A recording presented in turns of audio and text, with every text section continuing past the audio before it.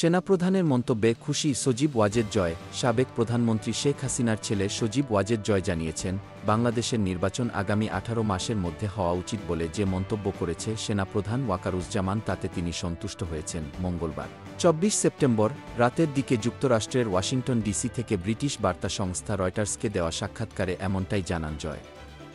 সাক্ষাৎকারে সজীব ওয়াজেদ জয় 18 মাসের মধ্যে নির্বাচন অনুষ্ঠানে সেনাপ্রধান জেনারেল ওয়াকারুজ্জামানের দেওয়া টাইমলাইনের বিষয়ে নিজের সন্তুষ্টি প্রকাশ করে জয় আরও বলেন, আওয়ামী লীগের কাছে অন্তত এখন একটি প্রত্যাশিত টাইমলাইন আছে শুনে আমি খুশি।